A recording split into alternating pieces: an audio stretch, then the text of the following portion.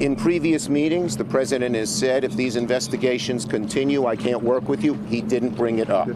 And so we're going, I believe, we can do both at once. We can come up with some good ideas on infrastructure, and we want to hear his ideas on funding. That's going to be the crucial point, in my opinion. And the House and the Senate can proceed in its oversight responsibilities.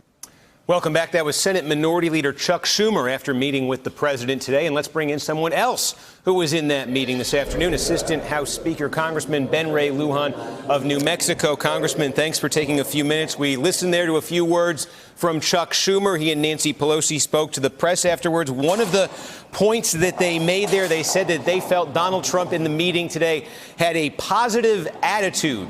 Do you agree with that assessment? I think it was a very positive meeting. I came out of the meeting very optimistic.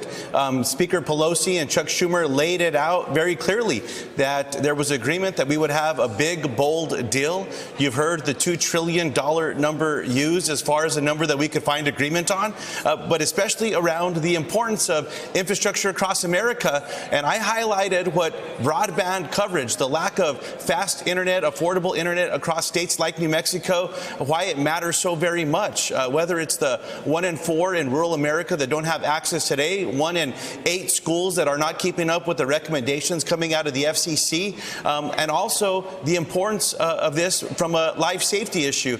The missing and murdered Indigenous women and children across the United States, where there's no broadband connectivity to make a phone call, report a missing child, making sure that you can use a phone to try to find somebody or track them down. This is an issue that's so important for jobs, for the economy, but especially for life and safety issues. So I came out of this meeting very optimistic with a positive outlook. There's been some reporting that in the meeting, and maybe you can shed some light on this $2 trillion figure that emerged, the president didn't come into the meeting talking about that number. It was floated around by Democrats in the room. He then agreed to it, potentially caught some of the folks on his own team off guard. You had Mick Mulvaney saying afterwards to folks he thinks, there's a better chance a trade deal is going to get through than an infrastructure deal. How committed, how much follow through do you think there's even going to be on this $2 trillion number? Well, as Leader Schumer also shared today, we'd be following up in the next 2 to 3 weeks with members of the leadership team that were present today. We'll further those conversations. So I'm optimistic that at least with those that were in the room, and there were many of the president's team that were in that room, that we will get together, that there is a path forward. And look, whether it's Mick or others, I think people should be encouraging an infrastructure deal for the good of the country. This is an important investment that will create jobs and opportunities. Broadband infrastructure, water and wastewater, roads and bridges. We should be working towards that. This is a positive meeting that took place today, and I hope that the entire team around the president would celebrate it and encourage him to work with Democrats and Republicans to find a transportation infrastructure bipartisan package that's good for the country. Shifting gears a little bit here, but we were talking about this a couple minutes ago. There's the question. You guys talked about infrastructure in this meeting. Apparently nothing about the investigations, nothing about subpoenas, nothing about the White House's strategy there came up. You did, as I said, had Mick Mulvaney out there today sort of saying, hey, you know what, if Democrats want to get a deal on infrastructure, maybe they shouldn't be going forward with these investigations. What's your reaction to that?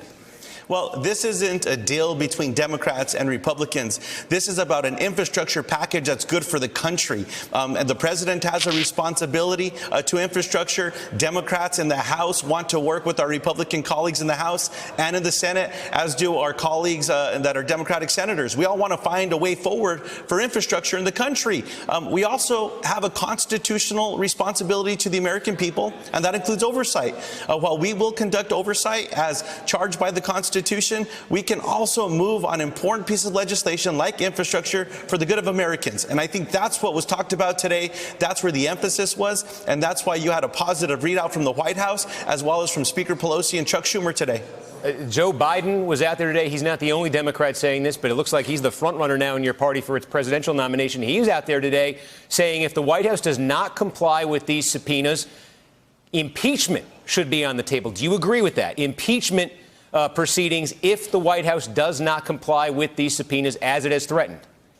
Well, look, I agree with Speaker Pelosi that there is important investigative and oversight work that must take place. We have 6 committee chairs with incredible staff that are going to do the work and present the facts, not just to the Congress, but to the American people. And then we'll see where those facts lead us. So again, we will carry out our constitutional responsibilities with all of the obligation that comes with it, but we will also move on important legislation like infrastructure and try to find those opportunities that we committed to the American people, not just pass an infrastructure package, move legislation to lower the cost of prescription drug prices and health care as well. But Congressman, the reason I'm asking you this is we've been talking all week. Look, if they don't comply with the subpoenas, you can hold them in contempt. We've seen that even if you end up winning on that, it takes years. We're talking like 2 years. So I'm asking you, in terms of having potential levers here to get the White House to comply with your subpoenas, do you consider impeachment proceedings one of them?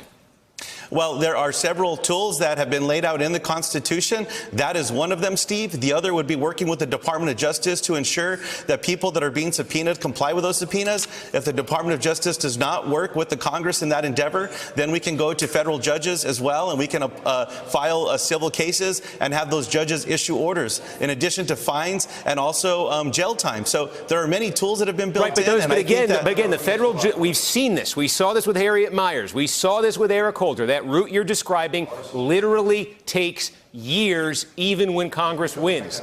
Donald Trump is up for re-election in about 1.5 years. If you are faced with a situation where they continue not to comply, do you go to impeachment instead of going down a 2-year legal route like that?